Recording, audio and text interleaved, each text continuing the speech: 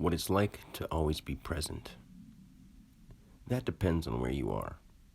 When you're by yourself or not having to act as a character, you're there. You're right in the moment. You see God's world, the universe itself. But when you have to go around family members and they don't want to hear the depth of spirituality of their being who is here learning, all things are here learning. When you go around family a lot, you got to play the character of family member because they're expecting you to answer from a place where you're somebody they recognize. Then you go a little farther out into friend circles. Sometimes your friend circles are more close than family, it seems, because of the rate of how much you've spent time with certain people. But those friend circles, they're expecting you to act according or answer according to what they've known you to be to qualify you for their little group, or not in that kind of negative way, but just you're amongst their circle. So now they know you a certain way. So if you start talking about spirituality once again, which all things are, and even your friends are on this adventure learning, all spirit is learning all the time through what they're able to do and from what they could do and from what they don't do and all those things. So then you go farther out in the spectrum to just strangers out and about.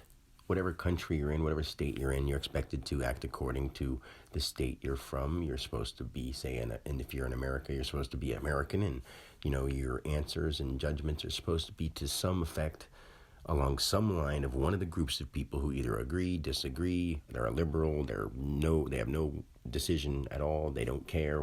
You gotta fit into some category. But when you say all, even those beings that you'll never see, going all the way to the animals and the whales and the ocean and everything like that. Everything is spirit, living, experiencing, learning all the time. That's what it's like to always be here. But when you step into characters and play them from a place where you're doing them the best you can and as honestly as you can, but still seeing all things as spirit learning and experiencing and God's playground, doing this with all kinds of turmoils and problems in the midst, you're still here. But people don't want to hear the truth. So what do? You don't want to just go off and be like, I don't want to talk to people about stuff that it's all just sort of fabricated, made up stuff. This isn't important. You work at this job and say you got to meet a quota of this order. If the order never went out, everybody would be fine. The world would go on just fine. And depending on what your orders are or whatever you're shipping or whatever you're making, you might even be helping the world by not doing it. Think about that kind of stuff a little deeper. That's what being right here always is like.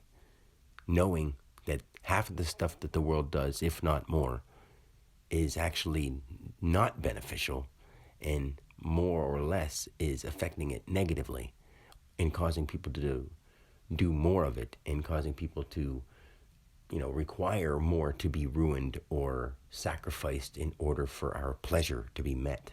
And that's gotta go, or else we are. But, that's what it's like being here all the time, because you've been other places that were like here that have ended because they're starting to act, or they acted like we're doing. And we don't want to see this again. And anyone who's a conscious being who has understood that there are past lives, and that doesn't mean you just walked around on Earth as an immigrant or something like that. It means a lot deeper than past lives. It means your spiritual being has been everything. If anyone has resonated with that, then I want them to understand that we need to really apply ourselves to getting people to wake up, not just sitting back and being passive. That's the little new age movement that keeps us like passive and just acting like love, love, love.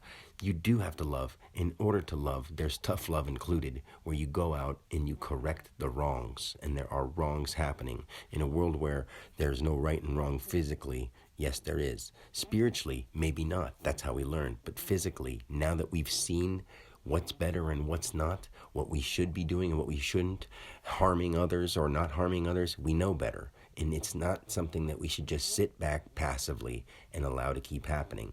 Whether it takes you out of this equation of this world, this lifetime, no big deal.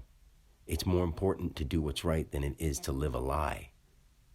Think about those things. That's what it's like being here all the time. You can't act like Christmas matters and like there's a ho, ho, ho magic man who brings gifts down chimneys when you know it's all bullshit. And everything everything to that nature, everything to the depth of corporate ladders is all bullshit. It's all somebody's idea that we're living out. And it's time to change those ideas that aren't affecting us in positive ways, that aren't adding to our lives, that are taking from our lives. And it has all been taking from all of us so long. All the corporations and manufacturing is all taking from our lives. It's not adding. It's adding more chores. It's adding more busy work. It's adding more things to do to keep us occupied with doing things that aren't necessary. So now we come together, we use our noggins, and we start doing the right thing because we learn how to be here all the time. No matter what character we're playing, no matter what role we're fulfilling, and no matter what person we're around or what group we're in, what circle we're filling, it doesn't matter. You're true. You're real. Try that on for size and be here all the time. That's what it's like.